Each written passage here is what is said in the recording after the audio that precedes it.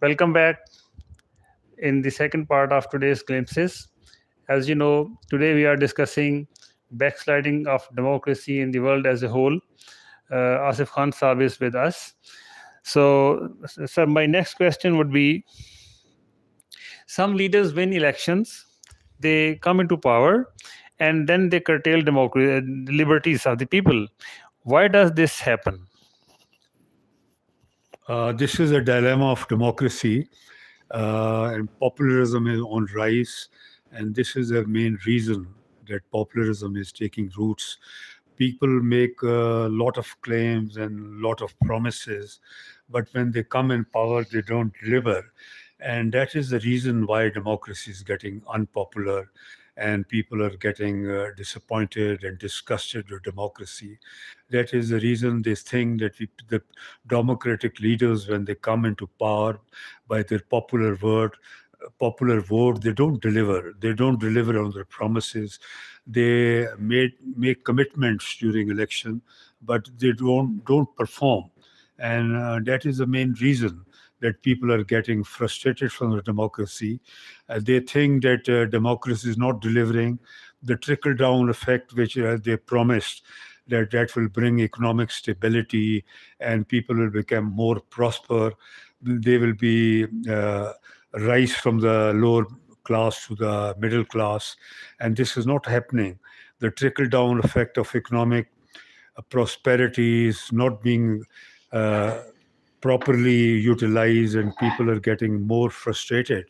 And this is the reason that democracy is getting unpopular, and people are getting disappointed, frustrated, and they think that democracy has only false promises. They don't deliver, and the authoritarianism, the one man rule, they are performing far better than the democratic system in the world. Okay. In what ways social media is helping democracy today, and in what ways it is harming it? Social media is a double edged weapon. It has played a very positive, fruitful role, productive role in bringing consciousness, bringing awareness, and bringing people to know more about their problems. But it has demerits also, because to promote their channels and to promote their social media page, they glorify certain things which are promoting authoritarianism, one man rule, and which are anti democracy, which are against rule of law, which are against human rights. They promote those ideas which are not democratic in essence. Okay. How do weak institutions like courts and media affect a country's democracy? This is a valid question, because the democratic institutions are not performing. This is the main reason why democracy is downsliding, backsliding, and people are getting frustrated and disgusted with democracy.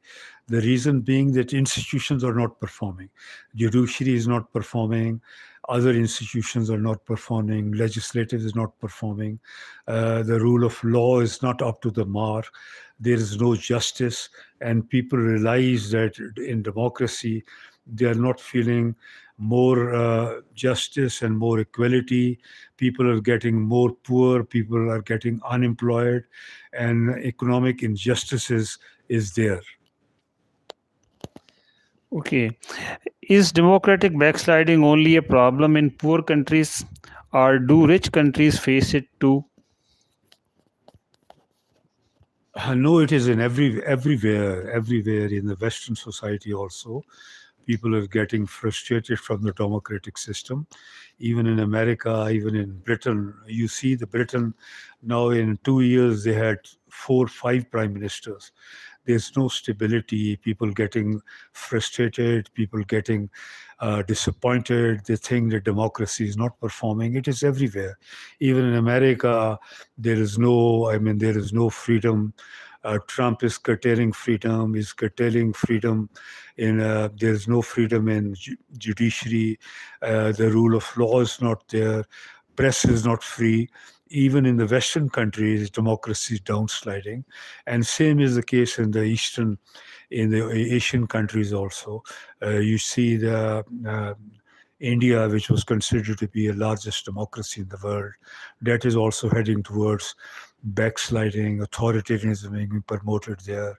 One party rule is being promoted there. They're curtailing freedom of press. They're curtailing human rights. They are restricting people.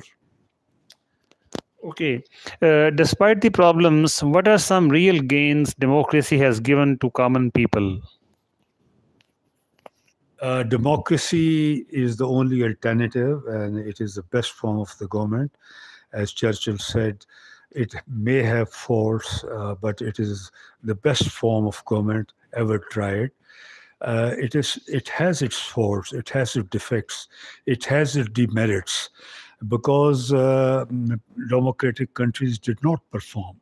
But we should not get disillusioned and disappointed by democracy, because this is the only system which gives you rule of law, which gives you equality, which gives you freedom, which provides you human rights, which provides you free media and freedom to get employment and everything. It fights against injustices. So it has its defects, but ultimately, I think this system, though it is downsliding, it is not performing, it is not performing up to the mark. But this is the only system which will remain the most perfect and more close to the people. How has democracy helped in giving voice to women and minorities? Democracy has played a significant role in promoting rights of woman emancipation, and giving more rights to minority. In a democratic society only, the women get more equality and they are more emancipated. And you see, in when the democracy was practiced, women got their rights, they got their freedom. And now everywhere in the Western society, women are more in employment, they are more in executive position, they are more into administrative positions, and they are performing. Even the minorities, which were neglected, which were suppressed, are now getting more rights in a democratic system. They are getting their rights and they're getting employment, and they're visible everywhere. In your view, has democracy improved people's daily lives like education and healthcare? Definitely, democracy has played a very significant, very important role in promoting education, in promoting health, promoting other spheres of life. They did perform, they uplifted many people. But as I mentioned previously, that downsliding was the reason that in certain institutions of democracy, they were not performing up to the mark, and the population, most the youth, they got frustrated, they got disappointed because they were not getting employment, they were still in poverty, they didn't have equal opportunities in health and education, and they got frustrated. But democracy played a very great role, positive, fruitful, productive role in promoting and uplifting people's status and people's life. When press freedom is reduced, what impact does it have on society? Freedom of press is, very important. And in American Constitution, this was the first article. And everywhere in the democratic constitution, freedom of press is considered to be the most significant and the most important, the pillar, the strong pillar of democracy set up. When freedom of press and freedom of expression is curtailed and is suppressed, then you see the democracy is decreasing, then democracy is not performing. So this is the main pillar, and the main role played in democratic system is freedom of press. If freedom of press is not there, That means that democracy is not established, that is not stable, and that is not performing up to the mark. So, what are the biggest challenges democracy faces today, in your opinion? As I told you, democracy is backsliding, and it has to be overhauled. It has to take some dramatic and significant steps to bring back the democracy back in the countries, because people, the youth and the majority of people, they are not satisfied by democratic system, by the rule of law, by the constitutional rule, and people are more inclined towards authoritarianism, and they think that democracy did not perform, did not deliver. So we have to make some very significant steps. We have to take some steps to bring back the democracy setup back to popularize democracy and to promote democracy. We have to make some very dramatic and very important steps to bring back democratic setup in the world.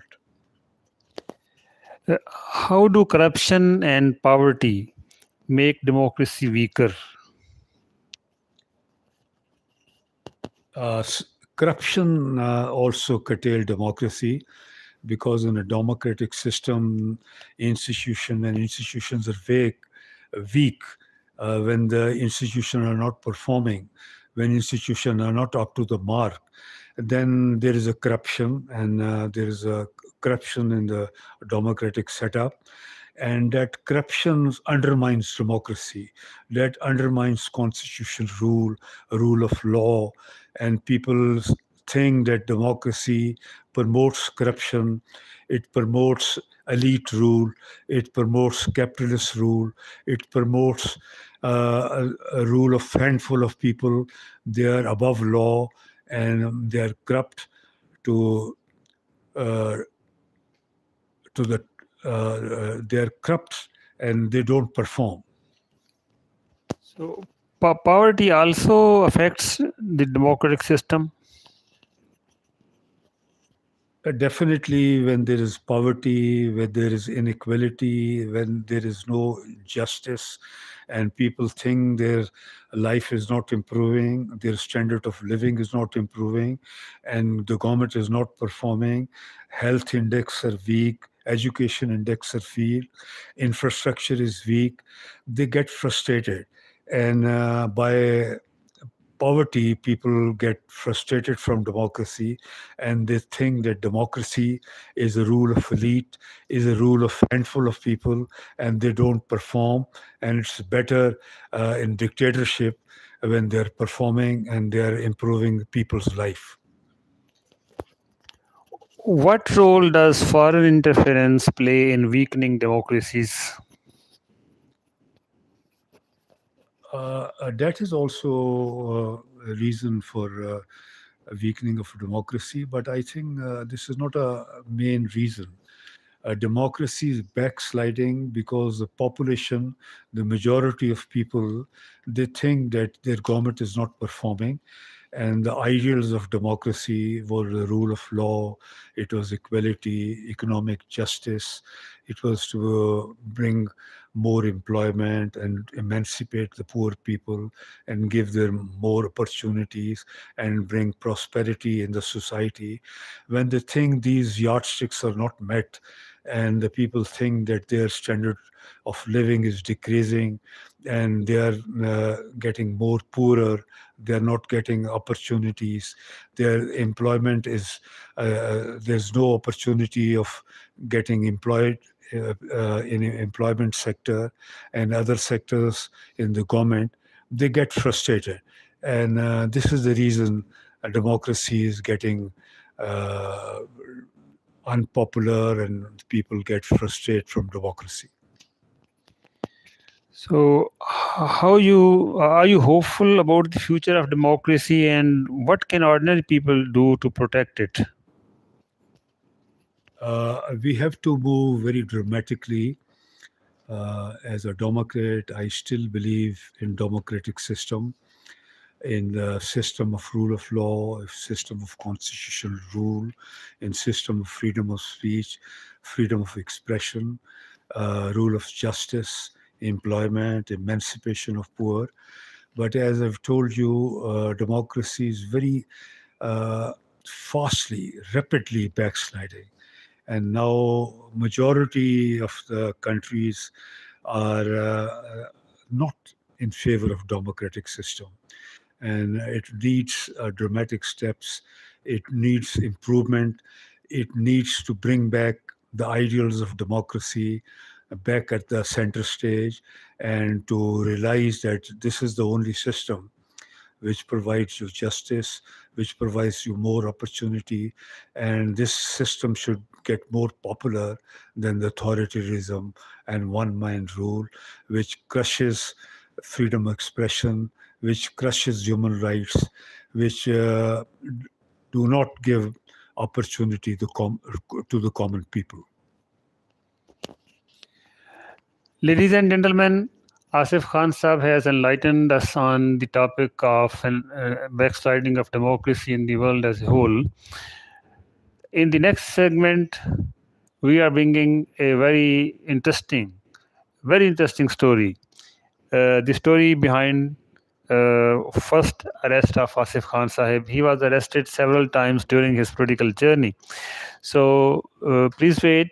We will be live again in a few moments.